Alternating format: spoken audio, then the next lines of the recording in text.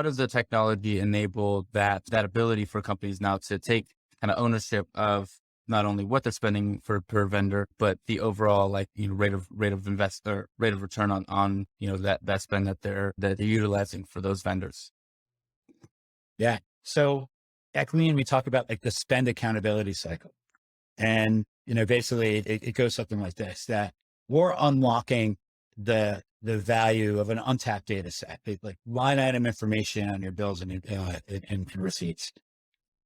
With that untapped data, now we can generate insights fast, like in real time as the bills are coming in, and relevant insights about that bill or about that vendor relationship. These are insights that were not generated in the past. So based on now having this information, it leads to conversations occurring between finance teams and the actual people spending in the organization. Talk about the discovery process, learning about what customers needs and then evolving this product, working on another one. Yeah. And what inspired the idea for Upflow eventually and moving in that direction? Yeah. So it's actually it was a good journey for us because I've always been interested in FinTech. I wanted to apply FinTech to kind of a more traditional B2B space. And we started interviewing people around like, okay, so how can we lend you money in a more dynamic, in a more easy way, which makes a lot of sense, like it's a pretty basic idea, right?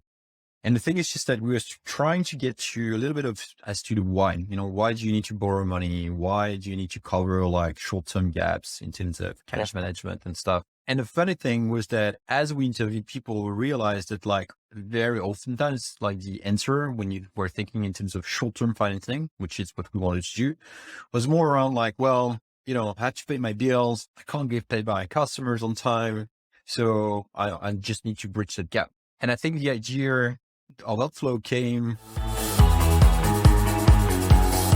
Diving into Maroo, what inspired the idea? Yeah, it's actually a funny story. So I left Revolut at the time. I had first time in my life, I had 1 month gap between, jobs. So literally nothing to do. I was just chilling. And a friend of ours, she got married in New York at the time. So August 2020.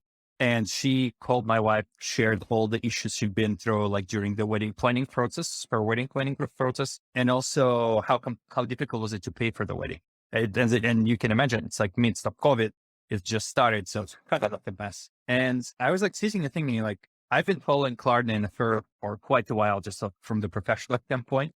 And I was like, why can you buy a Peloton bike for like $3,500? Finance it over like 2 years, but you can't do the same for $3,500, wedding photography invoice. So what I did, I quickly built a landing page, I think at that time I called the company Wet Plan or like Wet Feet.